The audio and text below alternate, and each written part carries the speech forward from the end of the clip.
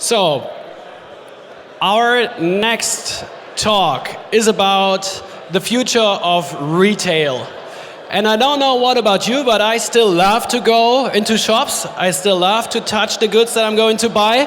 I think it's really a nice haptic experience. Of course, I also like to buy with e-commerce. I think both sides kind of have their advantages. But there is definitely one thing that the stationary retail is suffering from. As they are mostly working with cash, or if they accept cards, they don't really own all the data. They cannot really make smart decisions based on this data. And our next speaker now is exactly about talking about this. How can retail change? How can it evolve? He is the executive president for mobile services at Wirecard, B2B service for transaction and for financial services. And please welcome him on stage, Jörn Leo Grande. Give it up for him. Thank you very much. Today I will talk about two very boring things. One is payment. Nobody is really in love with payment, actually, and retail. And I'm representing the mobile service division at Wirecard, and the question is, why am I talking about retail? The reason for this is a lot of mobile payment solutions are only targeting the customer, only looking at the customer side. If you're looking at Apple Pay or Samsung Pay, they are just related to the customers. But successful mobile payment solutions have to cater both needs, merchants and customers. And that's why we are thinking a lot about the future of retail. Let's talk about the status a bit in which the retail is. Cyril Roding, the CEO of Shopkick, said we will see more development in the next 5 to 10 years in retail than in the last 50 to 100. And I think this is a real strong quote about what is happening there. The question is always, how do you want to shop? Do you want to go in a classic retail situation? This is a very strong picture. It's with a lot of annoying people. Or do you want to sit alone before your computer and do e-commerce transactions? I have a small family, and everything is delivered by Amazon, really. So I think that e-commerce is taking over the world, but it isn't. If you take a look at this chart, what you see is over 90% of all transactions are done in the US in classic brick and mortar stores. The little green stuff there, this is the development of e-commerce. So everything is good. But if you take a look in the segments really that we're talking about, you see huge differences. For instance, media and electronics, clothing, furniture, e-commerce is taking up very, very strongly. And here you see the volumes. So in certain areas, e-commerce is more taking up 50% of the whole retail market. And this leads to that, the dying of the American malls. So a lot of retail malls are losing their department stores. JCPenney, Macy's, Nordstrom, they all closed down stores for hundreds, in a number of hundreds in the last year.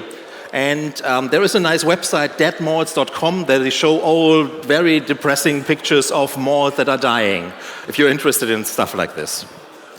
But right now, I think for quite a long time, the retail were quite a bit agnostic, looking at the e-commerce guys, doing crazy stuff. When I was starting in e-commerce, I was working for a company called Yokes, big fashion company now, very small back then. And everybody of my retail friends was saying something like, don't waste your life. Nobody will ever buy clothes online. And they said something also like, nobody will ever buy shoes online. And if I take a look at the credit card statement of my wife, I know there is something changing. So, and what is differentiating classic retail from e-commerce are two things. It's data, because if you are in a classic retail environment and pay with cards or cash, nobody knows you.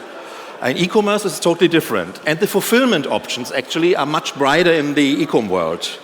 So take a look what is happening in the US right now. First of all is something that is called MPOS technology. If you go in a Nike store in San Francisco right now, you get a pair of shoes, someone will ask you instantly if you want to pay by card. And if you say yes, they get you an MPOS terminal to take the transaction. This is used by Nike, Apple, Nordstrom's, Macy's, by every retailer, because nobody wants to stay in line anymore. And you don't have to lose any sales anymore. And the MPOS technology really moved on. This is a very innovative startup. It's called Point in San Francisco. It's made from some guys of Google. And Point is more than a terminal. The normal terminal is only capable of taking your cards. This is the only thing it can do. This thing is much more functional. It has customer-facing screens, an open Android market, APIs, simulators, everything you know from the developers world. So this is a new take on the terminal business, actually, where you have not only open-loop credit cards, but you can take any payment method, BLE, QR code, whatever, have couponing and loyalty actions, can do credit transactions and everything. And the other thing that is happening that is pretty big is pay by app. So in 2012, Apple started this. So they introduced a payment technology called Easy Pay.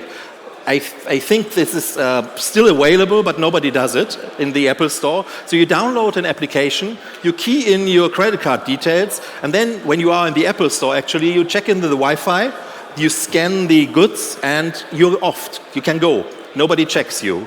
So there was a massive fraud rate connected to this kind of technology, obviously, but Apple is doing this still. And they're not alone anymore.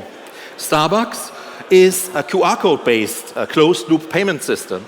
And there is a lot of talk about Apple, but Starbucks is doing the transactions. So 22% of all transactions in the US at Starbucks are made with mobile phones.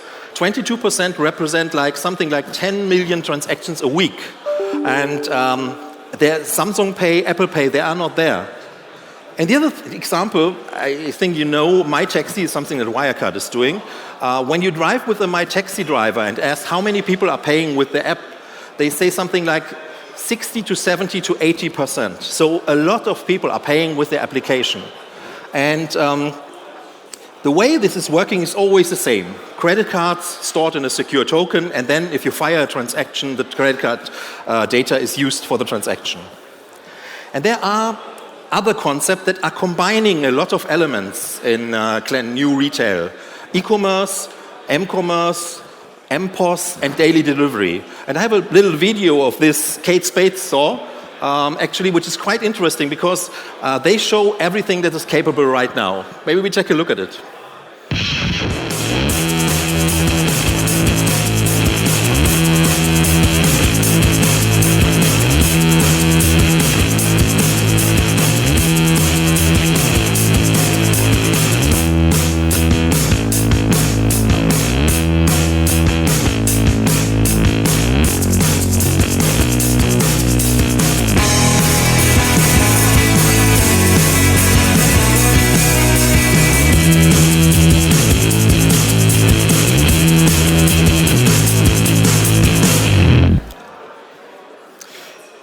I think this is a perfect example of what you can do today because it combines the wish of the customer to get everything in a very fast way. And what you saw over here is an e-commerce checkout, M-commerce, and an MPOS solution provided by PayPal. So very innovative. On the other hand, what we see in classic retail is that a lot of e-commerce companies now move into brick-and-mortar business. The picture you see is Amazon. Amazon is opening up a bookstore in San Francisco. I think it looks like a weird move, but they're not alone. Warby Parker, Bonobos, Birchbox, Casper, everybody is opening stores in the US. And that is interesting because these guys come from a total different thinking than the classic retailers. Because these guys think, okay, when we have a store, it may be an extension to what we do on the e-commerce. So we need data. And the most interesting company in my view is Warby Parker. Warby Parker is a company that sells glasses, really. Nothing too spectacular, but they are a tech company behind this. So what they do is they have stores in very good New York shopping malls, and actually they equip the whole store with beacon technology, and every glass they are selling has an RFID tag. So if you have an application of these guys installed, they know exactly what you are looking on. And this is exactly the kind of data, the kind of thinking that an e-commerce company brings to the game. So what they're trying to achieve is the same quality of communication, the same quality of data that they achieve in the e-commerce way. And looking at the future a bit, we talked about data, and there are some specialists to getting data from the POS. And one of these very spooky companies is called Retail Next. Retail Next is a very innovative company that is combining video cameras, POS systems, promotions and stuff like this to really track you down in the store. So I have a video with me that is showing how they do this, but it's a bit spooky. So each time I take a look at this, I'm thinking, oh God, this is something I should not show in Germany. Because let's have a look at it. Take a look at this video. The camera is set up in the ceiling near the entrance. As people enter, the software pinpoints them and follows them throughout the store. Retail Next, which is one of the companies providing this kind of technology, says the software is so specific it can tell exactly where inside the store a person is standing and even which direction their head is looking. If you see pictures like this, tech guys in the audience might think, okay, if I have the face, can I do crazy stuff with this? And I think this is really a way how the market is moving on. This is a new payment method that Google introduced like a few weeks ago in the Bay Area. It's called Google Hands-Free. The idea is you go to a shop with an application and you simply say, I pay with Google. And everything is done in the back end. How do they do this? They have a combination of Wi-Fi, beacon, and face recognition. This is something that we call biometric payment. There are other companies doing stuff with your voice, actually. They can recognize your voice as a biometric pattern. There are other companies coming from Microsoft Kinetic. You can do a signature in the air. They are able to track this. And Google Hands-Free is very, very interesting. And I have also a bit of an advertisement video of them. But I think this is kind of the future of mobile payment. Sorry. Nope, didn't work. Wait for mommy. Hang on. 3, 4. Hit cancel. Did you change? Sorry. I like to pay with Google. Okay, Melanie. You're all set. Thank you. What do you say? Thank you. Hi.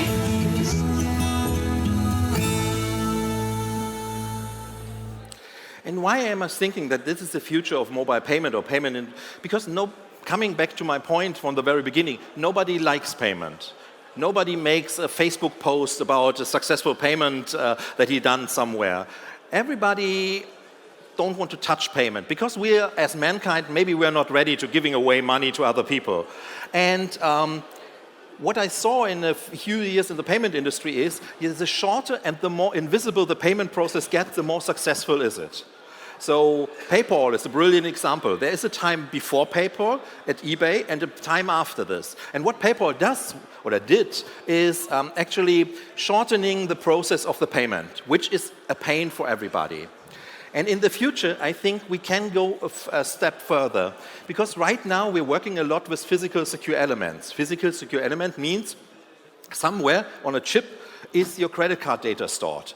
It's either in the phone, it's on the card. This is the base of what we call card transactions. But in the future, if you have your credit card credentials stored in a secure token in somewhere in your phone or in the back end, and the merchant has a system that is online, why do not combine these kind of things and do the payment in the back end? So in the next 4 to 5 years, you will be able to just walk into the store, get some goods, and just simply walk out without having a physical payment process. And I think this is what it's all about, and thank you very much. Wow, Jan, A pretty insightful talk. Thank you very much. Thank you. What I was wondering all the time, I mean, you as Wirecard, you're offering B2B financial services. Yeah. How do you integrate into this whole new ecosystem that you were showing there? Yeah, first of all, we're providing a lot of pay-by-app solutions for my taxi, for other clients. And on the other hand, we're providing technology for retailers that they can take, like we are cooperating with terminal vendors and stuff like this. So you don't have to take a look only at Germany or Europe. For instance, in Asia, we own a big share of the terminal market. And a lot of magic in Indonesia, in Singapore, in India is happening on the terminal. So, so we're thinking these kind of solutions in a two-way kind of way. If you compare the German market to other markets, how far are we behind? When you talk to Apple and to Samsung about the German market, when is Apple Pay starting in Germany? They have no plans for this. So same goes for Samsung. They go to UK, Spain, Poland, maybe Switzerland or something. But Germany is an underperformer, really, because we have a high cash rate. So if over 50% of people are paying with cash, actually. Yes. So, but this is going to change. So Aldi, Lidl, all the discounters are now taking credit card. It will take a while, but it will come. Yeah, especially if you say that the less you have to touch another person, the more successful the transaction service gets. This might be a good argument for these companies to come up. But it's a cultural habit, really. You know how this is something you have to change. So you will not change the old lady in the queue before you. But I think the younger people will turn to mobile payments very, very fast. Which country in Europe you would say is much or most advanced? Most people would say that the UK, but I was in Copenhagen during Money 2020, and in Copenhagen you don't need any cash anymore. I found nothing that was related to cash. So I had no real money anymore. Everything, every taxi driver, I asked him, "Do you take a credit card?" It was like, okay. Well, why shouldn't I? So these kind of countries are much more mature when it comes to payments, like card payments. So you said you're also a service provider to My Taxi, but also to our next startup that's going to speak, Number 26. Can you please just very briefly explain what you're doing for them? Yeah, we are, Number 26 should explain this. Number 26 is using parts of our technology, our banking license, to issue their cards. Okay. Yeah? Thank you very much, Jan Leo Grande. That was super insightful. Hope to see you soon again.